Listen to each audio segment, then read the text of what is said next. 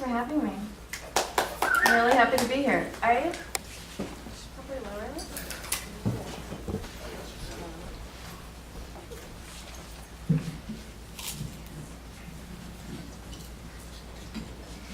I'm going to read from a new manuscript I'm working on called Barf, Sexually. And this piece is titled Care, What If God Was One of Us? All I can see sometimes is cuteness. Frequently, when I go to type in the URL for cuteoverload.com, I mistype it as cuteordie.com. I realize this is alarming. My urgency is a problem. There is a search filter on cuteoverload.com called cute or sad. I hate the choice. Cute is always frayed by ineffable sorrow. The science of cute is heartbreaking. The cutie's floppy limbs, its vulnerability to need, an incessant reminder of my failure to produce young of my own.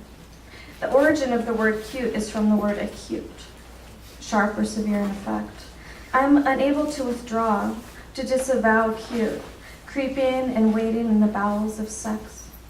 I am related to cute through a lineage of past lives, and because cute is sealed into every animal, peering into a long tunnel of mirrors at my ancient memories, I see who I was before I was this human, this Sophie. Memories of being every human.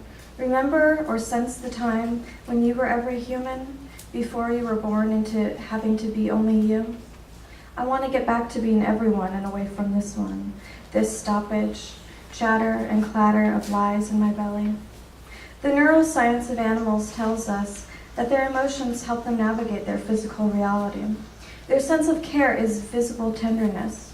Remember that our emotions are unthinking too. Emotional brain plasticity allows us to extend our sense of care to all our fellow human beings, not just our own offspring. That is uniquely human.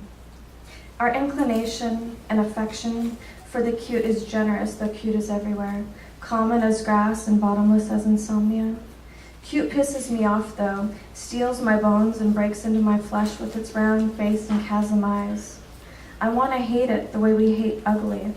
Anything that is the reflection of the ugliest parts of ourselves, neglected, diseased, rotted, contagious. Perhaps because of this, the most ugly reflections of ourselves are the homeless. But aren't the homeless vulnerable too? So exposed to the elements, and theft, and rape, and violence, and fear? Maybe surviving neglect, surviving exposure, accepting the elements enough to sleep through the exposed nights with only a thin blanket or dirty sheet stretched from his toes over his head like a dead body isn't cute.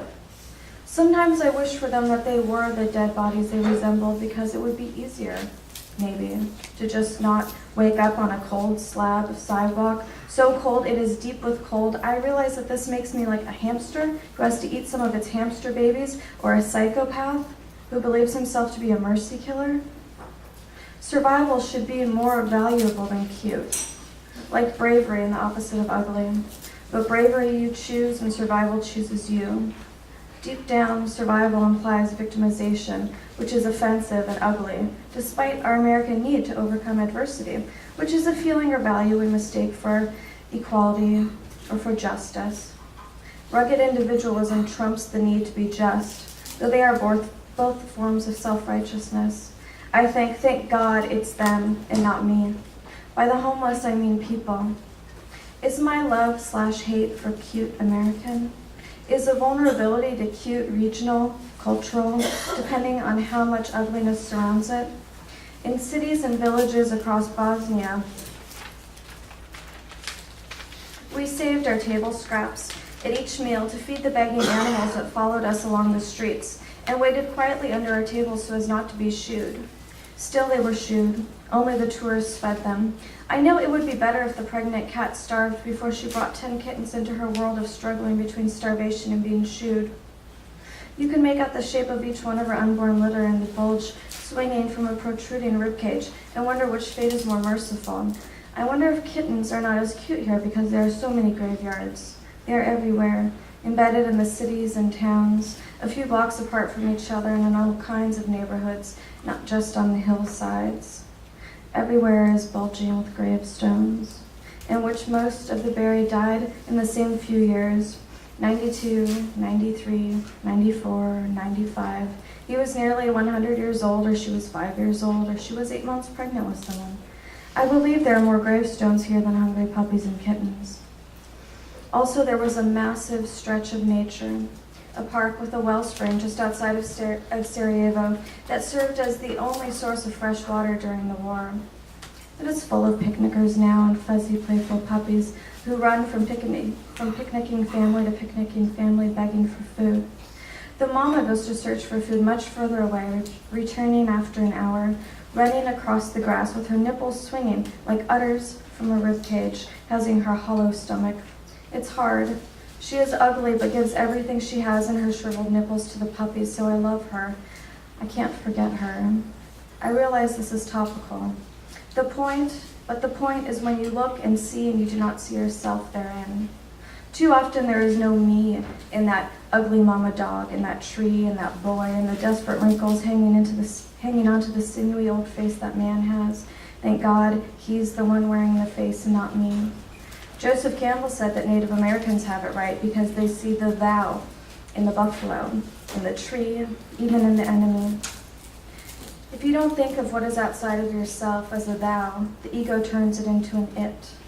I'm not sure if he means thou as a person or thou as a god, but it is the same reference, and that's the point. He'd argue, it's not what if God was one of us, but what if God was all of us. Forgetting this is what lets us go to war, Campbell says. It's only possible to kill an it. I forgot that I was you and you were me. Where is the me in you?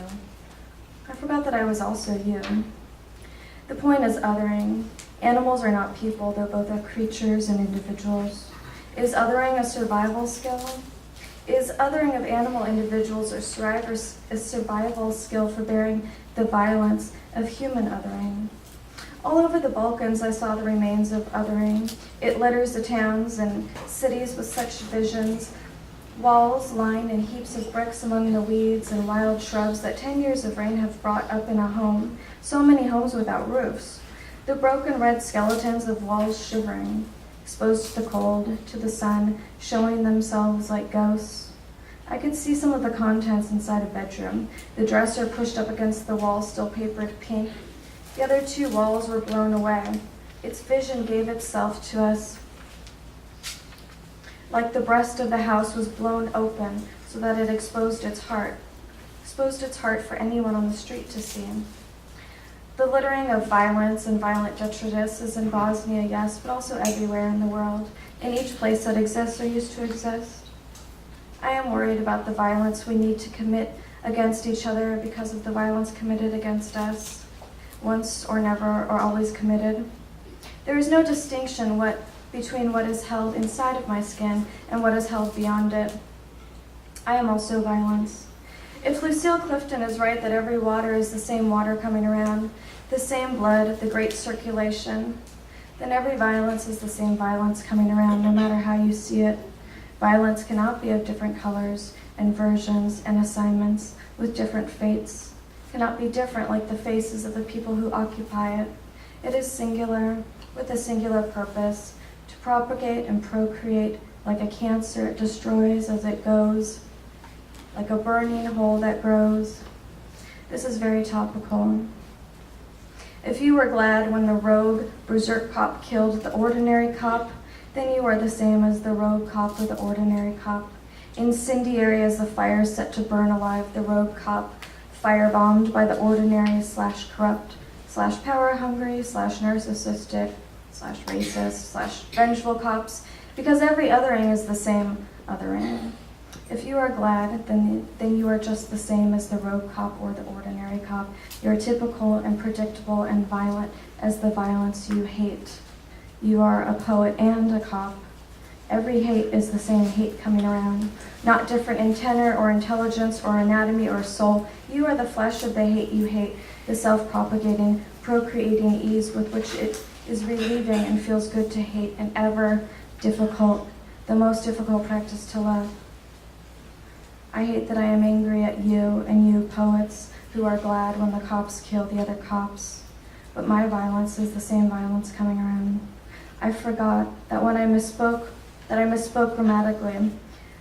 It's not that I am angry at you, but with you, and I can't tell which makes me worse. This isn't new. I'm not Martin Luther King. I'm an asshole just like you. And I'm going to end there, but I hate to call you all assholes because I love you, and so thank you.